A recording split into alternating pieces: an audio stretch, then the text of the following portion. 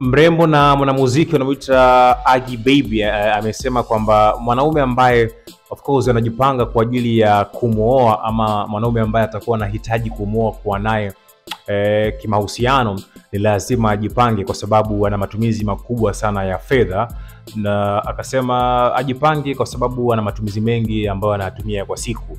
Sasa nijaribu kujiuliza kwa haraka, na hii imekuwa ni watu wengi wakizungumza hivi, especially kwa celebrities wa kike, huaga wanasemaga hizi habari sana kwamba ukitaka kunioa lazima unanipa kiasi fulani kwa wiki, unajua zile milioni 10, milioni 20 na vitu kama hivyo.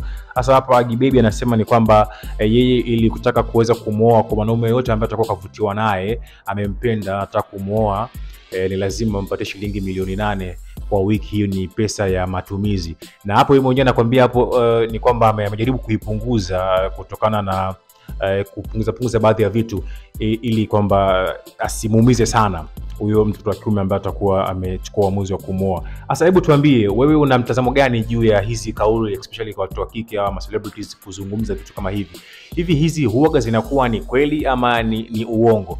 Na maisha yao baada ya hizo pesa ni kwamba ni kweli wanawaliti wanaume wa staili hiyo, kwamba wapo wanaume ambao wanajaribu kuzitoa pesa hizo kweli, shilingi milioni 8 kwa wiki, na watu wakaspend na vitu kama hivyo. Sijajua kwa mimi, lakini ndio maana nikakuletea hii video hapa ili na wewe pia uweze kuniambia una mtazamo gani juu ya hii video na hii kauli ambayo amezungumza Aggy Baby. Hebu niambie maoni yako ni yapi, ama una mtazamo gani juu ya hii kauli ambayo ameizungumza Aggy Baby. Alafu mimi nitakuja kusoma ujumbe ambao utakuwa umetuandikia. Endelea kuangalia Njia Box TV kwa taarifa zaidi.